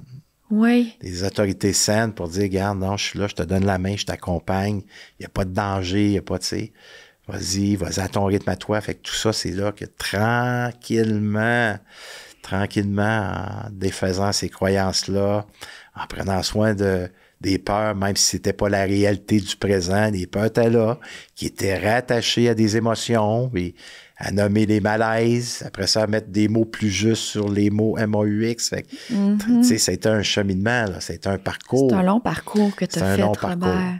Mais tu l'as fait. Oui. Puis c'est vraiment un combat soi contre soi, là, ce début de parcours-là. Là. Quand on parle des croyances là, qu'on a, même si c'est pas vrai, c'est là pareil, notre cerveau, notre corps réagit comme si cette croyance-là, elle est vraie. Ça devait être un combat interne énorme. Même encore là, ça devait être souffrant de vivre ça. Et inconfortable. Oui, hein? Beaucoup. Beaucoup. Puis après ça, après que je venais à bout de le dire, puis que j'étais reçu, qu'on m'avait permis d'exister. Puis pas de coups. Pas de coups. Je faisais, hey, attends une minute, là. Là, je respirais mieux, je me sentais mieux. Fait que là, c'est là que je me suis investi. Et au début, je disais, je pardonne, mais je n'irai pas dîner avec eux. Les gars qui ont tué ton père? Les gars qui ont tué mon père. J'avais compris que le pardon, c'était égoïste, que jamais, je vais donner raison à ce qu'on fait. Ça, le pardon, c'est pas dur. C'est pas facile. C'est dur à comprendre. C'est pas facile, cette conception-là du pardon. Ce qui arrive, le pardon était beaucoup dilué. Oui. Était beaucoup pris en atelier, en écriture de livres, en thérapie, en religion. Fait qu'il a été beaucoup dilué. C'est comme l'enfant qui est oublié avec les années. Comme je dis aux gens, revenons à la base de qui on est. Oui. Le pardon, c'est un mot, c'est un contexte, pour arriver à mettre vraiment le projecteur sur soi, puis prendre soin de sa relation. Se libérer soi. Se libérer soi, tout part de nous. Tu sais, le 24 août 1995, là, Mélanie, là, ces 3 assassins, ils ont éveillé quelque chose en moi qui était déjà là. Eux, ils ont été comme mon cadeau mal enveloppé. Ils ont mis la lumière sur ça. Ils ont éveillé en moi la souffrance. Fait que c'est à partir de ce moment-là que j'ai du pouvoir à m'en occuper. Mais le fait que je ne savais pas comment, c'est sûr que j'ai été 5 ans avec le projecteur sur eux. Tu sais, je fais le geste, là. Oui. J'avais le projecteur sur eux. Ça veut dire que j'avais le regard sur eux. Ça veut dire que j'étais dans eux. Alors, j'ai donné mon pouvoir à ces personnes-là pendant 5 ans. C'est ça que j'ai fait. Jusqu'à temps que je comprenne, non, mets le projecteur sur toi. Occupe-toi de ce qui se passe en toi. C'est là que tu as du pouvoir. Et cet événement-là est arrivé, n'aurait pas pu arriver autrement. Alors, comment tu veux t'en occuper pour mettre un autre sens à la violence? Alors, c'est par la libération que j'ai pu arriver à mettre un autre sens à cette expérience-là. Être en intimité avec moi. Pas facile. Puis, tu sais, dans mes 25 ans d'expérience, Mélanie, tu sais, j'accompagne des milliers de personnes encore. Puis les gens, je m'aperçois à travers mes propres recherches que l'intimité, c'est une des peurs les plus présentes chez l'être humain. Les gens ont peur d'être en intimité avec soi, puis pourtant, c'est le plus beau cadeau qu'on peut s'offrir. Oui, puis c'est de là que tout part. Exactement. C'est de là que tout part, tu sais. Fait que c'est ça que j'ai fait. Au début, je disais, je pardonne, mais je n'aurais pas dîné avec eux. Mais c'est tellement puissant, ce que tu viens d'expliquer, Robert. Puis, ce que tu as vécu, c'est... Sincèrement, j'ai pas de mots parce que j'ai le mot effrayant, injuste. J'ai pas le bon mot, puis je crois pas qu'il y a un bon mot par rapport à ce que tu as vécu. Mais une situation... Puis j'aime pas comparer les gens, on est tous uniques. J'aime pas comparer les événements, on vit les choses différemment à notre façon. Mais ce que je veux mentionner, c'est que ce que tu as vécu qui est effrayant, qui est quelque chose qu'on pourrait dire même impardonnable, injuste, en même temps, dans cette situation-là, laquelle que tu n'as pas eu de pouvoir sur ça, que c'est arrivé, c'est quelque chose qui t'a été, comme tu as dit, un cadeau mal emballé de la vie, mais on n'a pas d'impact sur les événements qui nous arrivent. Par contre, on a tellement le pouvoir, puis c'est ça que tu as nommé, de comment je me laisse impacter par cette situation-là. Qu'est-ce que je fais de ça? Qu'est-ce que j'en ressors? Comment je réagis par rapport à tout ça? Puis que tu sois capable, toi, de dire ça avec tout ce que tu as vécu et ton parcours, ça, je trouve ça extraordinaire. Je trouve ça extraordinaire, puis ça, je trouve ça inspirant. Puis on vit tellement de choses dans le quotidien. La vie apporte tout le monde vit des choses j'aime pas nommer de niveau quoi que ce soit, mais il y a tout le monde qui va vivre des situations, peu importe, mais qu'on peut tout le temps choisir. C'est un choix, en fait, de qu'est-ce qu'on en fait. Puis c'est exactement ça que tu as fait. C'est incroyable. Puis avec ton parcours que tu as au niveau émotionnel, au niveau de... C'est la violence qui est là comme exemple depuis la jeunesse, que tu as été capable de faire ça. Moi, je trouve ça impressionnant, Robert. C'est pas banal comme parcours. Puis même ce que tu dis de... Puis en fait, en faisant ça, on reprend le pouvoir sur sa vie. C'est ça qui est beau dans ça, c'est de pouvoir prendre le pouvoir de sa vie. On n'a pas le pouvoir d'empêcher ce qui se passe, les événements. Y a-tu quelqu'un qui tombe malade, un décès, un accident? On n'a pas le contrôle sur ça, mais sur tout le reste, c'est de reprendre ce pouvoir-là.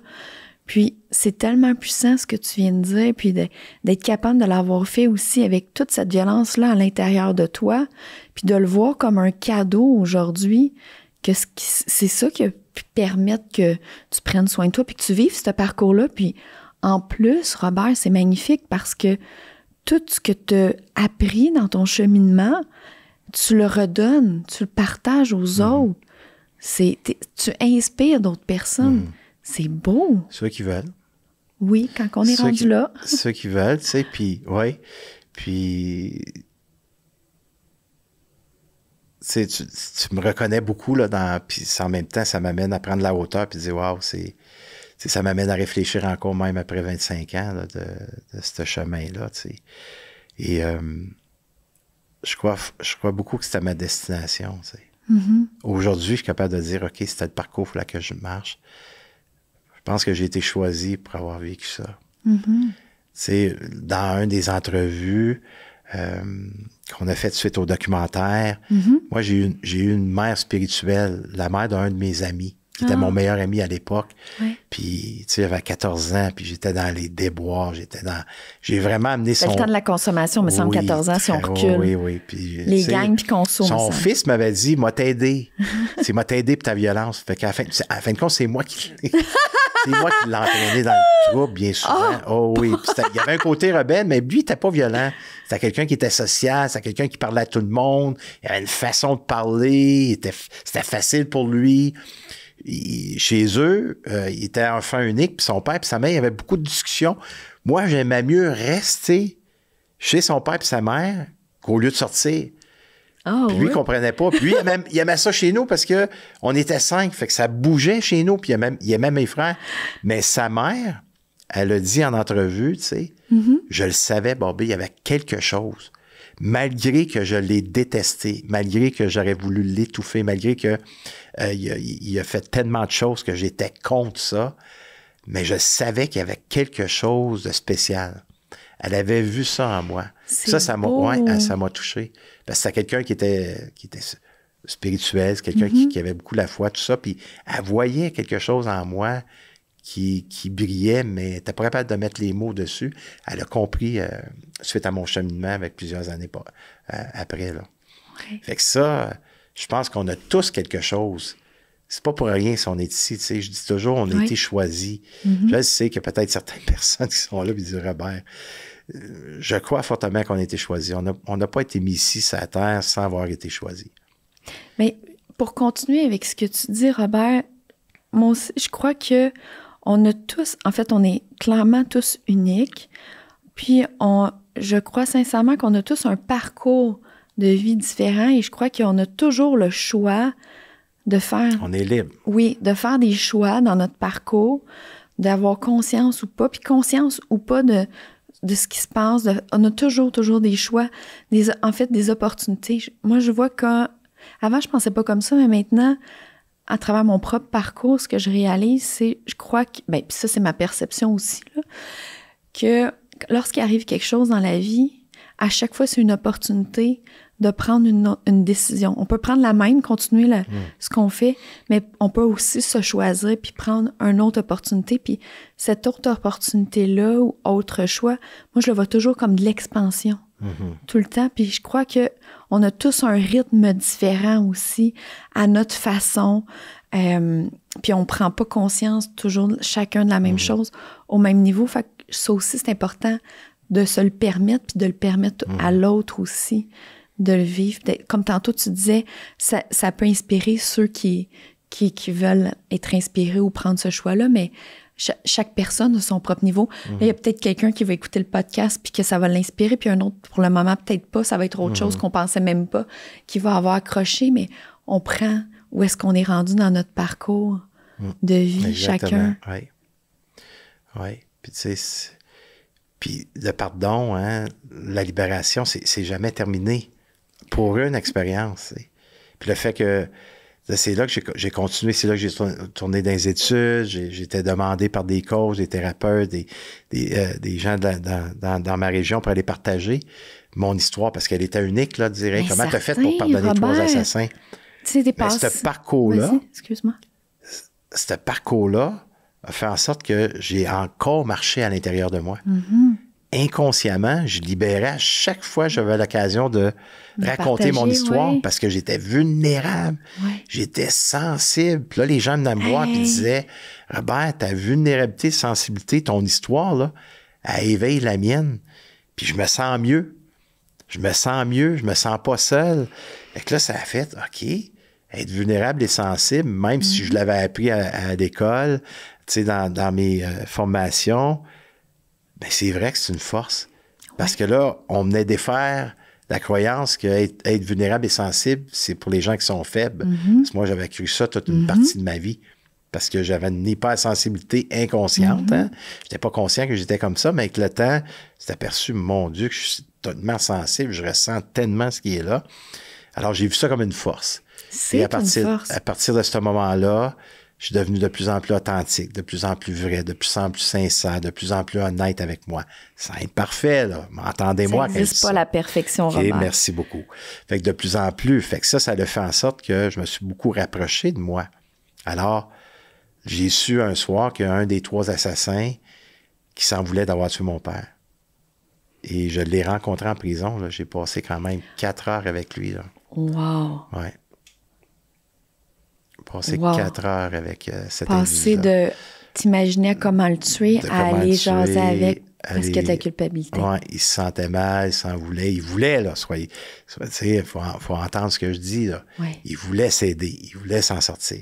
Alors, j'ai passé 4 heures avec lui. J'avais invité toute sa famille. C'est la première fois qu'il voyait ça à la justice réparatrice.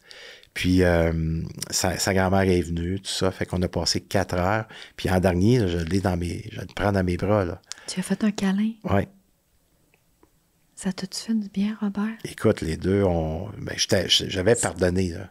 J'avais fait le chemin. Mais ce que j'ai réalisé, c'était pas l'homme que j'avais construit qui était devant l'assassin. C'était celui que j'avais déconstruit. Celui que j'avais marché un chemin que je n'avais pas marché encore. Fait que c'est là que j'ai compris aussi que l'amour de soi, elle est toujours en nous. Elle avait jamais disparu, cet amour de soi-là. Je m'étais juste éloigné suite au traumatisme. Elle s'était juste éloignée suite aux abus, aux expériences difficiles. Tout ce que tu as vécu. Mais oui, parce qu'on fait des dissociations pour se protéger. Le cerveau, c'est automatique. Ah, oui. Quand on disait tout à l'heure, tu te souvenais pas. Avec tout ce que tu as vécu, tranquillement, les accumulations, oui, on a parlé beaucoup de la charge émotive, la colère, mais il y a aussi le cerveau qui nous protège puis qui se dissocie. Mais Robert, c'est tellement puissant, j'ai l'impression. Puis je le sais pas tout, mais juste vas-y. Je disais, je pardonne, mais je n'aurais pas dîné avec eux. Oui. C'était le plus loin que je pouvais faire. Souvenez-vous de ça. Oui. Puis je suis pas prêt à dire de faire ce que j'ai fait, là. Chacun son parcours qu'on a dit. Mais le fait que j'ai continué à marcher à l'intérieur de moi, à continuer à m'occuper de moi, à continuer à donner la main, à continuer à me former, à continuer à devenir une encyclopédie de savoir qui je suis, comment je fonctionne. Toute cette connaissance-là a fait que j'en ai rencontré un. Et le fait que j'ai continué, je n'ai engagé un pour ma compagnie de distribution. Tu l'as engagé? J'ai engagé un parce qu'il y en a un qui restait dans ma région. Puis je l'ai rencontré et lui aussi s'en voulait, tu sais. Il y avait sa femme à l'époque, il y avait son enfant, puis il n'y a pas personne qui voulait l'engager. Ben, c'est sûr. Je dis, écoute, si t'es prêt à faire un chemin, je suis prêt à te tendre la main. Il est venu vivre ma retraite à Atelier Phoenix de 3 jours de libération. Robert. Il était assis dans mon atelier. Il n'y a pas personne qui savait à part des intervenants qui allaient le chercher puis qui allaient le porter. Parce que je ne voulais pas que personne le sache. Pas qu'il soit étiqueté. Pas qu'il soit étiqueté. Mais il a travaillé pour moi. Robert, je ne sais pas si tu vois ce que je vais te dire, mais ce que je trouve de si puissant dans ce que tu dis, puis l'impact, parce que j'ose imaginer ce que je vois dans tes yeux, puis je le sais pas, mais tu me reprendras si je vois pas la bonne chose. La différence et la puissance entre quand tu voulais les tuer, que tu t'imaginais comment les tuer, comment ça allait se passer, que tu pouvais pas avoir un espace de libre dans ta tête parce que les images qui te venaient, et j'ose imaginer comment même physiquement tu pouvais te sentir, l'impact de ça dans ta vie ou de l'entourage, tu sais, tu te battais, il arrivait toutes sortes de choses, à l'amour, la puissance de l'amour, de s'aimer soi, je parle pas de se donner des becs ou d'être égoïste, de prendre soin de soi, tout ce que tu viens de nommer, là, de marcher vers soi, de vivre son authenticité, de se libérer de tout ça, à quel point, parce qu'avant de donner de l'amour, il fallait que tu en aies envers toi, d'être capable de se rendre en prison, de faire vivre cette expérience-là. Imagine l'impact, là. Toi, ça t'a fait du bien. Lui, sa famille à lui. Tu sais, il y a plein d'impacts collatéraux dans tout ça, là. L'autre que t'as engagé, c'est sûr. Tu dis qu'il y avait une femme, un enfant. C'est sûr, ça a des impacts. À quel point que ça a un impact puissant. Puis, sans fin, tout ça aussi, là, ça prend de l'expansion. Bien plus que la haine, puis vouloir je sais pas si tu vois, là, mais moi, je me vois 2 scénarios. Oui, puis ce que j'ai ressenti, c'est exactement ça, Mélanie, tu l'expliques tellement bien, tu sais, dans ta façon que tu exprimes, puis tu sais, il y a une clarté dans tout ça. Mais quand j'appuie là, sur le bouton, là, c'est ça que tout ça pour vous dire Quel ce que bouton? moi, j'ai ressenti. Ben, quand je m'assois devant mon ordinateur pour envoyer les revenus à ces personnes-là Oui. qui travaillent pour moi, il Oui, faut que j'appuie sur un bouton, là. oui. Là, j'ai son nom, son numéro de parcours, là. Mais quand j'appuie, là, je ne veux pas appuyer parce que ce qui s'éveille en moi, là, je n'ai jamais ressenti ça. Je me suis entraîné, comme je dis aux gens. Oui. Je sais c'est quoi les endorphines. Je sais c'est quoi toutes les sensations d'une personne qui s'entraîne fort. Là. Après ça, tu sors, t'es énergisé. Oui, dose d'adrénaline, sérotonine, endorphine. Tu comprends? Tout ça, oui. c'est tout éveillé. Là. Mais ce que je ressens, C'est encore plus fort. il n'y a rien de plus puissant que cette sensation. Et là, j'ai compris que j'étais habité. Wow. Là, j'ai dit, OK, là, il y a de quoi que c'est l'illumination, là, c'est exactement ce que j'ai vécu. Ça me donne des frissons, Robert. Puis ça, là, il n'y a rien de plus bon. Fait que j'ai dit, si vous me permettez, là, l'univers, là, à ressentir ça, à chaque fois que je le partage, à chaque fois que je suis dans un atelier, chaque fois que je fais un programme, chaque fois que je fais une conférence, chaque fois que je peux partager, que tu puisses me faire ressentir ça, servez-vous de moi, là. Parce que ça, il y a une solidité, il y a une confiance, c'est de l'amour pur, la vision, la clarté, la beauté, l'imaginaire. Là, il est au service de quelque chose qui est plus grand. Oui. Alors, la question, elle est, à qui je fais du bien? À moi? À toi en premier. À toi, À moi? à travers toi, puis pour les autres. Alors, tout part de soi. Oui. Tout part de soi. Puis c'est pas la première fois que vous l'entendez. Là. Tout le monde dit ça. Les experts le disent ça de plus en plus. Fait que quand je m'occupe de moi, j'ai compris, j'ai juste une relation à m'occuper. Là. C'est ma relation à moi. Puis quand je m'occupe de moi, mais il y a une possibilité dans mon environnement, des gens qui me courtoient, de bénéficier de justement cet apprentissage et cette expérience-là, qui est beaucoup plus qu'un livre, là, qui est beaucoup plus qu'une formation, Oui. qui est beaucoup plus que tout ce que je peux avoir appris parce que j'ai marché ce chemin-là. Et tu continues de Et marcher, je continue Robert. parce que je ne suis pas parvenu à rien. Je ne suis pas parvenu à rien. Je suis encore en quête, Mélanie. Je suis T'es en quête? encore en quête. Je vais rencontrer le troisième, là, probablement d'ici là, 2025, là, avant 2026. On est en processus pour que je rencontre le troisième. Lui, il est en prison pour la vie. Ah oui? Oui. OK. Mais pour moi, c'est fort en moi et c'est d'aller vers ma violence aussi. OK. Là, les gens vont dire, attends une minute, Robert, là, qu'est-ce que tu viens de nommer? Parce que j'ai énormément peur de l'homme. Puis je sais que lui, en prison, il a été déclaré comme quoi qu'il est psychopathe. Il a 30, tu sais, la moyenne, il est à 32 sur 40. Fait qu'il est très élevé. Il est très élevé. Mais lui aussi, il a tout un vécu. Sans rentrer dans les détails, Ouais. il a tout un vécu, des atrocités lui aussi. Puis ça l'a amené dans ce chemin-là, peu importe. Fait que, il est très violent encore. Il a fait beaucoup de choses. Puis quand la justice prison, réparatrice, ça veut dire? ouais, en prison, avec les gardiens, avec des détenus à l'extérieur. Fait que là, il était en prison pour la vie pour cette violence-là. Fait que quand j'ai rencontré la personne qui est en charge de la justice réparatrice, celle qui va m'accompagner dans ce processus-là, il dit « Pourquoi, Robert? Tu sais, t'as fait ton chemin. Là. Pourquoi tu veux le rencontrer? Je sais pas, il y a de quoi qui est fort en moi. » Ouais, mais c'est pas assez clair. C'est quoi qui est fort en toi? Regarde, je peux pas te dire pour l'instant. Puis au fur et à mesure qu'on a continué à parler, c'est monté. J'ai dit, c'est parce que j'ai peur de lui. J'ai peur. Puis le fait que je vais le rencontrer, je pense qu'il va avoir à l'intérieur de moi un chemin que je n'ai pas marché encore. Le fait que peut-être qu'il va m'envoyer me promener. Le fait que peut-être qu'il va dire, je m'en fous d'avoir tué ton père. Puis c'était ça qui était là, puis je vais continuer à... Toute cette... Là, les gens vont dire, ah ben, pourquoi tu te fais justice comme ça? Non. Non, moi, je vois une libération. Oui, c'est ça. C'est pour ça que je dis que je ne suis pas parvenu encore.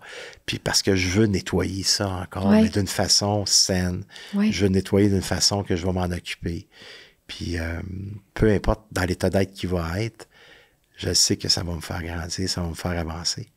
Fait que je vais probablement encore libérer des choses. Certaine. Avec le parcours que tu... c'est avec ton parcours, tes prises de conscience, ton niveau de conscience, parce que ce que je veux dire, c'est que c'est pas automatique quelqu'un qui serait dans une situation semblable, parce que je veux pas rentrer dans les détails parce que c'est confidentiel, mais je connais quelqu'un aussi qui a que son père a été tué, un meurtre. Donc, malheureusement, il y en a d'autres. Puis je dis pas ça pour comparer, mais ce que je veux dire, c'est que c'est pas un automatisme. Ah, OK, je vais aller en prison. Non, ça va pardonner. C'est pas c'est pas 1 + 1 fait 2, là. Parce que c'est vraiment, c'est ton parcours. Puis ça, tu l'aurais pas fait après 2 ans ou quoi que ce soit. Ça, c'est vraiment, quand je disais, on a chacun un rythme, on a chacun un parcours. Ça, c'est important de respecter ça. Puis je le sens, puis je le vois. C'est pour ça, quand t'as dit, il y en a qui vont trouver ça bizarre, mais moi, je vois vraiment une libération. Ça fait partie de ton parcours et il y a une partie qui reste par rapport à ça. Puis avec, comme je te dis, ta connexion à toi-même, ton authenticité que tu gardes par rapport à toi-même. Tu prends clairement soin de toi. Tu te connais, là. T'es connais, je m'en ai dit trigger, là, mais tes sensibilités, ta colère, tu la connais, là. Puis tu le sais aussi à quel point l'impact que ça a, puis les libérations, t'en as eu beaucoup. Fait que tu y vas là de manière consciente, puis tu le sais, qu'est-ce que tu écoutes à l'intérieur de toi. Puis ce que je ressens, c'est que peu importe ce que lui va faire, c'est pas ça, ton attente, c'est pas par rapport à lui. C'est toi d'accueillir qu'est-ce que tu vas vivre là, puis toi de te permettre de vivre ça. Parce que c'est ça aussi, s'aimer, se permettre de vivre ce qui est là. Il y en a beaucoup qui... Pourquoi tu fais ça? Il y a des gens qui ont osé là, de me dire tout haut ce que peut-être plusieurs pensent. Pourquoi tu te fais souffrir, Robert? Non, t'as pas compris. Là. C'est pas de la souffrance. Là. C'est d'aller à un endroit qui est souffrant pour réveiller cette partie-là de soi, pour dire, OK, c'est ça que tu goûtes, toi. Ça goûte ça. Là, c'est ça que je ressens. Là. Fait que je vais permettre à cette partie-là d'exister. Je vais être vu, je vais être entendu, puis je vais me voir, puis je vais m'entendre. Fait qu'en ayant accès à cette partie-là, c'est là que l'accueil puis l'acceptation va se faire. Mais sans événement, je peux pas y avoir accès. Non, parce que c'est des traumatismes que tu as vécus. Exactement. C'est faut que je le revive. Pour moi, je le revis, mais au présent, en étant l'homme que je suis. Je retourne pas dans le passé. Non. C'est au présent. Ce qui a existé existe encore et probablement que ça existera encore dans le futur. Mais si je peux en enlever d'autres couches, moi, c'est l'héritage que je veux laisser à mes enfants. Moi, c'est l'héritage que je veux laisser à mes 2 petits-enfants. Moi, c'est l'héritage... T'as des petits-enfants? 6 ans et 5 ans. Wow. Oui. Wow. Oui. C'est vraiment un bel héritage. Tu sais, quand je me plais à dire ça, parce que quand ma petite fille, Jasmine, elle dit à sa mère, puis elle me dit à moi de temps en temps, tu sais, papy, c'est l'homme que j'aime le plus au monde, là. Oh. Écoute, mon cœur fond, là. Puis quand ma fille me dit, tu sais, papa, t'es la personne à qui que je dis tout, là. Tu sais, encore l'autre jour, on échangeait ensemble, puis elle dit, tu réalises-tu, papa, t'es le seul qui me reconnaît comme tu me reconnais. T'es le seul vraiment que je ressens tout ce que tu me dis, tout ce que tu me partages, je ressens vraiment. Fait que le chemin que j'ai fait, là, je l'ai pas fait pour rien. C'est tellement beau et tellement puissant, Robert, parce que c'est un beau cadeau à ta fille de lui permettre d'être qui elle est, d'exister, mais que je t'entende, toi, que tu es capable de faire ça, parce que c'est pas quelque chose que tu as connu dans ta normale de jeunesse, ça n'existait pas. Donc, t'es allé le chercher. En fait, c'est là, mais t'es allé voir ça en faisant ton cheminement. Oui. C'est wow. Oui, c'est énorme, c'est énorme. Oui. Puis, c'est mon fils qui a 19 ans aujourd'hui. C'est la même chose. On a eu une bonne discussion hier suite à certaines expériences. Puis, tu sais, je dis, Gab, tu te réalises-tu, tu sais, père-fils, qu'on est capable de se parler, qu'on s'entend, qu'on admet. C'est beau. C'est spécial, là. Tu sais, puis que on s'est donné la main après, On s'est donné un câlin, puis tu sais, on va regarder ça, gars, on va regarder voir ce qu'on peut faire. Je crois en toi. Mais j'ai eu besoin de te dire ce qui était là pour moi, tu sais. Fait que, wow. Fait que ça, on se regarde, moi et mon fils, les yeux dans les yeux, on se comprend. On se voit, on se sent. C'est fou, là, comment est-ce que mes relations proches de moi, il y a cette connexion-là. Là. Robert, je te vois les yeux qui viennent plein d'eau, l'émotion. Ce que moi, je vois, c'est de l'amour, c'est de l'amour pur. Tu te permets d'être toi, en toute authenticité, en toute ouverture, sans jugement, avec ton fils. Puis lui aussi, comme ça. Ouais, les deux pareil. en relation, ça peut pas être de l'amour plus pur que ça, d'être qui on est, se permettre d'être qui on est, sans jugement, dans toute authenticité, puis se permettre de vivre ce qu'on est en train de vivre là. Oui. Puis je vis ça avec Yolande, je vis ça avec Francine, sa femme, je vis ça avec mes partenaires en Europe, quand on est avec moi, la plupart du temps, on s'aime un peu plus, tu sais. Oui. Parce que c'est ça que je veux, c'est ça que je veux ressentir, tu sais. Puis je suis humain, je suis humain, tu sais, avant tout, mais quand je m'occupe de ces parties-là, mon Dieu, que ça goûte bon.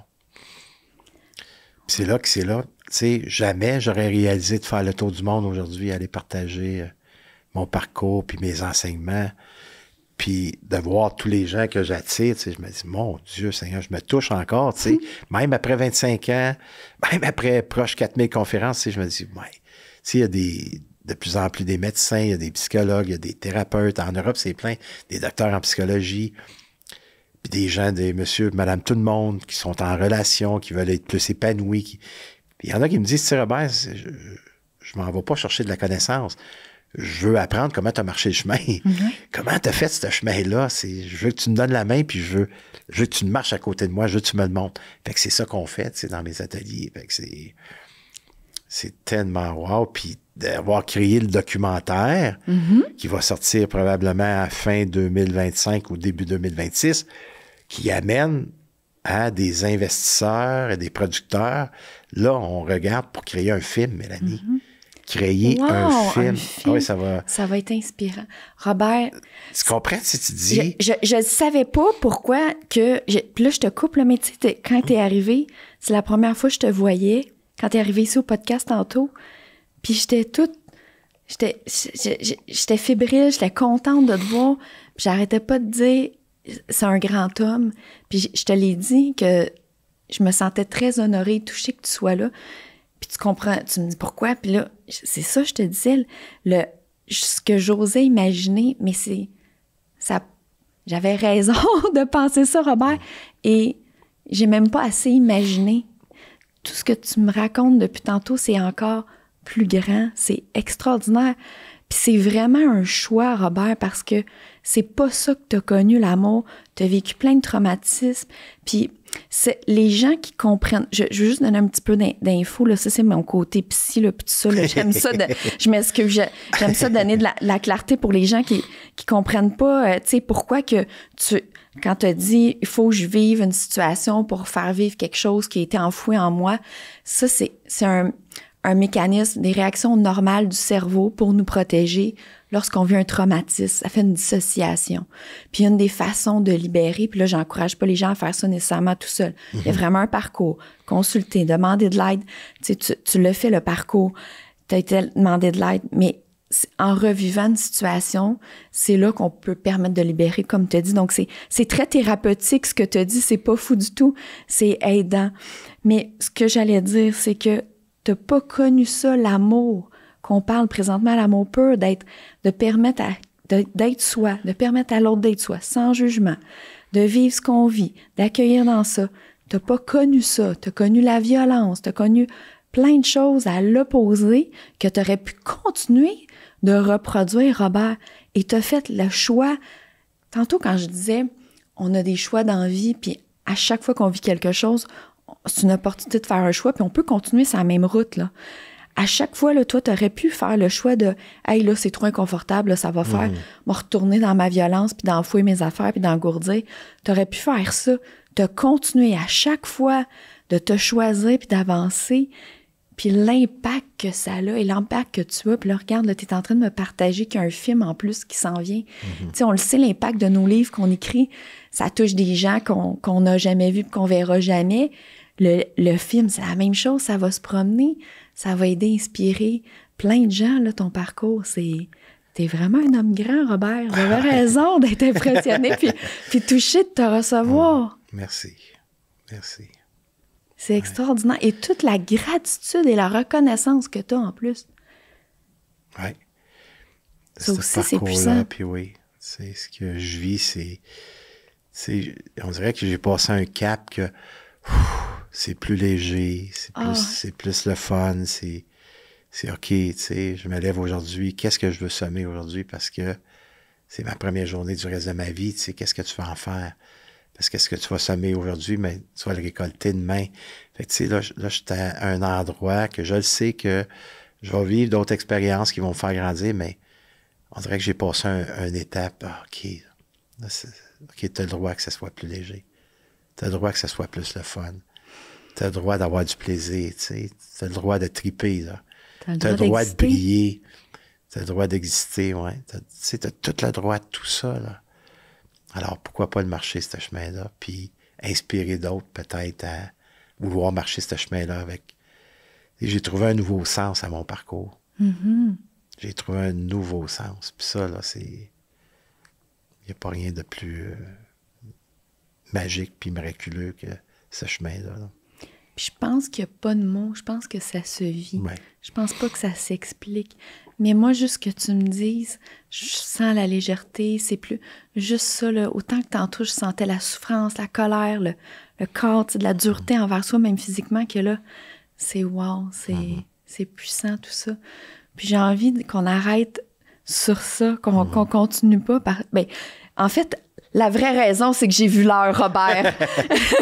Puis je sais que tu t'en vas faire une conférence. Puis là, j'ai vu l'heure, 1h35 qu'on échange. Wow. Parce que je continuerai, Robert, à te questionner, puis à t'écouter, à échanger. Certainement. J'aimerais tellement ça. Et c'est tellement... Tombe 2. Oui, certainement, avec grand plaisir. Je suis heureuse de t'avoir eu avec moi aujourd'hui, Robert.